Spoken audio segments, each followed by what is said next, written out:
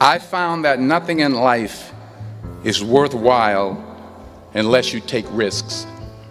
Nothing. Nelson Mandela said, "There is no passion to be found playing small and settling for a life that's less than the one you're capable of living." Now, I'm sure in your experiences in school and applying to college and picking your major and deciding what you want to do with life, I'm sure people have told you to make sure you have something to fall back on. Make sure you got something to fall back on, honey.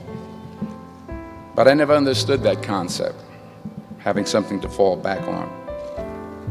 If I'm going to fall, I don't want to fall back on anything except my faith. I want to fall forward. I figure at least this way I'll see what I'm going to hit. Fall forward. This is what I mean. Reggie Jackson struck out 2,600 times in his career, the most in the history of baseball. But you don't hear about the strikeouts. People remember the home runs. Fall forward. Thomas Edison conducted 1,000 failed experiments. Did you know that? I didn't know that. Because the 1,001st was the light bulb. Fall forward. Every failed experiment is one step closer to success. You've got to take risks, and I'm sure you've probably heard that before, but I want to talk to you about why that's so important. You will fail at some point in your life. Accept it. You will lose. You will embarrass yourself. You will suck at something. And I know that's probably not a traditional message for a graduation ceremony, but hey, I'm telling you, embrace it, because it's inevitable. And I should know. In the acting business, you fail all the time. Early on in my career, I auditioned for a part in a Broadway musical. Perfect role for me, I thought, except for the fact that I can't sing. But here's the thing. I didn't quit. I didn't fall back. I walked out of there to prepare for the next audition, and the next audition, and the next audition. I prayed. I prayed, and I prayed. But I continued to fail, and fail, and fail. But it didn't matter, because you know what? There's an old saying, you hang around the barbershop long enough, sooner or later you're going to get a haircut. So you will catch a break, and I did catch a break. Last year, I did a play called Fences on Broadway. But here's the kicker. It was at the Court Theater. It was at the same theater that I failed that first audition 30 years prior. The point is, every graduate here today has the training and the talent to succeed. But do you have the guts to fail? Here's my second point about failure. If you don't fail, you're not even trying. I'll say it again. If you don't fail, you're not even trying. My wife told me this great expression. To get something you never had, you have to do something you never did. Imagine you're on your deathbed, and standing around your deathbed are the ghosts representing your unfulfilled potential. The ghost of the ideas you never acted on. The ghost of the talents you didn't use. And they're standing around your bed, angry, disappointed, and upset. They say, we came to you because you could have brought us to life, they say. And now we have to go to the grave together. So I ask you today, how many ghosts are going to be around your bed when your time comes?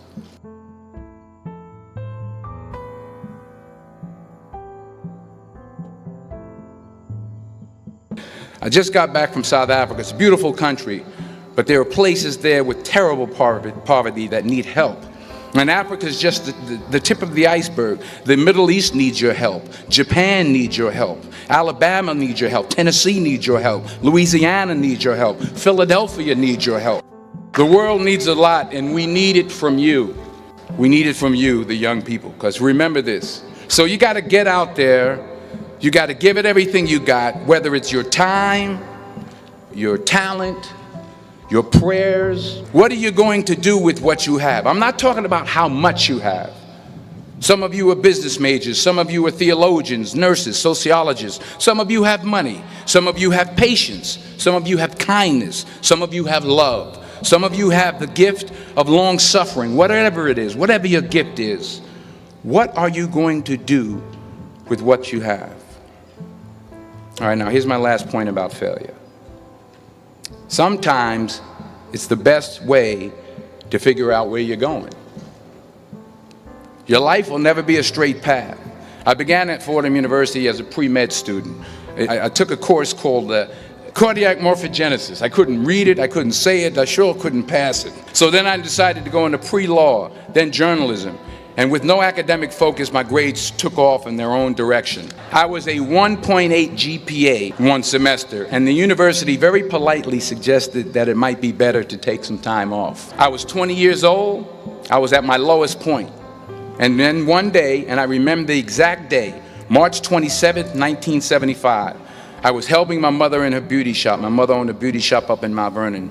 And there was this older woman who was considered one of the elders in the town. And I didn't know her personally, but I was looking in the mirror, and every time I looked at the mirror, I could see her behind me, and she was staring at me. She just kept looking at me. Every time I looked at her, she kept giving me these strange looks. So she finally took the dryer off her head and she said something I'll never forget. She said, "Young boy, I have a prophecy, a spiritual prophecy." She said, "You are going to travel the world and speak to millions of people." And in the years that followed, just as that woman prophesied, I have traveled the world and I have spoken to millions of people through my movies. Millions who up till this day couldn't see me, who up till this day I couldn't see while I was talking to them, and they couldn't see me. They could only see the movie. They couldn't see the real me. But I see you today, and I'm encouraged by what I see, and I'm strengthened by what I see. Because taking risk is not just about going for a job. It's also about knowing what you know and what you don't know. It's about being open to people and to ideas. The chances you take, the people you meet, the people you love, the faith that you have, that's what's going to define you. Never be discouraged. Never hold back. Give everything you got. And when you fall throughout life, remember this: fall forward.